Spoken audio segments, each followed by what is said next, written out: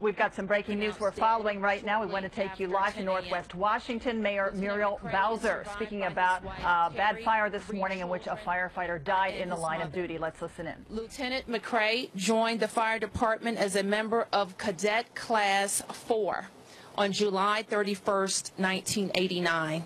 He was 44 years old.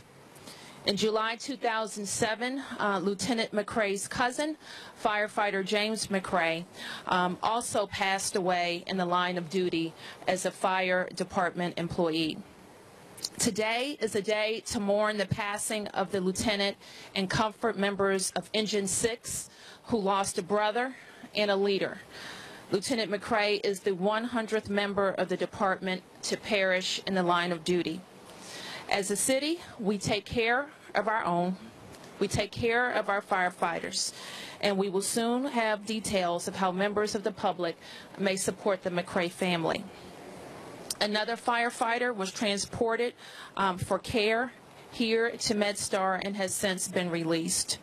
2 civilians were also transported to area hospitals with non-life-threatening injuries. We will have more details on residents who were displaced because of today's fire, but they are also receiving services from the American Red Cross. I am joined today by Councilmember Kenya McDuffie, City Administrator Rashad Young, Deputy City Administrator Kevin Donahue, and the Acting Fire Chief Gregory Dean. We will hear from Fire Chief Dean and as well as MedStar's Jeff Dubin. The Fire Chief will tell you a little bit more about the response to the fire, and Dr. Dubin will be able to answer any questions related to care rendered to Lieutenant McCray. Fire Chief. Thank you. We're here to support the McCray family. Lieutenant Kevin McCray was at a working fire this morning over on the 1300 block of 7th Street. The fire went to a two-alarm fire 2 minutes after the crews arrived on scene. Lieutenant McCray and Engine 6 are the first firefighters on the fire floor. They're responsible for putting out the fire. As they exited the building, Lieutenant McCray collapsed, and the medics on scene were able to administer immediate care for him, as well as the doctors here at the hospital. As we go forward, the department will be doing an internal review of this event, as well as working with NIOSH and some of the other federal agencies to ensure that we do a full review and we get lessons learned from this event. Let me introduce Dr. Dubin. Hello, my name is Dr. Jeff Dubin. I'm the chair of the emergency department at MedStar Washington Hospital Center. And first off, on behalf of the hospital, the members of the emergency department, I'd just like to express our condolences for the family of Lieutenant McCray. Everyone is so sorry to see this have happened to him. And as the mayor and chief just said, unfortunately, Lieutenant McCray collapsed outside of the building. He was immediately provided care by the paramedics and the firefighters who were on scene. CPR was started immediately. He was transferred to our emergency department, where we continued trying to save him, trying to resuscitate him. We used everything that we had. All the resources available were used, and unfortunately, despite everything that we did, Lieutenant McCray died, unfortunately, today.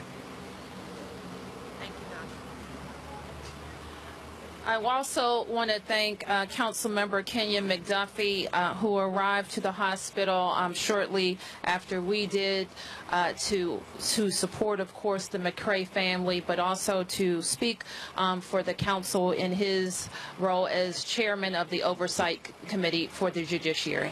Councilmember. Thank you, Ms. Mayor. Today's truly a sad day. It's a sad day for the entire McCray family. It's a sad day for the entire district. It's a sad day for the more than 2,000 brave men and women in our fire and EMS department. And it's a painful reminder of just how high the stakes are for those men and women. It's a painful reminder that every day that they go to work, they risk their lives to try to save others' lives. And I just want to make sure that we all remember that. I want to thank Lieutenant McCray for his years of dedicated service to the District of Columbia. I want to make sure we all keep the McCray family in our thoughts and prayers. We'll take any questions. Mark. Yes, the family is here. Members of the fire department went to pick up Lieutenant McCrae's wife and mother.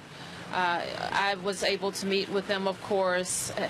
A brother was here and at least one of his children. Well, they're devastated, as is his other family, which is the fire department and his crew, and it's pretty shocking.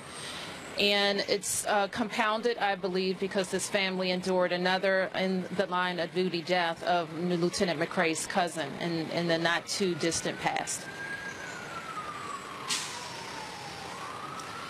I don't know their ages, I'm sorry. He has at least one who appeared to be adult son, but I think he also has smaller children. I'm going to go to Paul and then you. Yes, Paul? I'll let the chief address anything we know about the fire. I've not had an opportunity to talk to the fire investigators yet. We've spent, since Lieutenant McCrae died, we spent all our time with the family. I will do some follow-up for you, and our public information officer will get that information back to you. Is Engine 6 taken out of service for the day? Engine 6 crew is here. They're here to support the family as well as we're taking care of them. We will backfill so that we put that engine back in service. Can you tell us what happens next? It looks like you're getting ready for a dignified transfer. So traditionally what will happen is that they will transport the body with a crew that follows it. I'm not sure exactly, the third day on the job, exactly how it works, but traditionally we will give him once they release the body, to take it to the coroner or then take it to the funeral home. So we'll work through those details. I don't have those right now.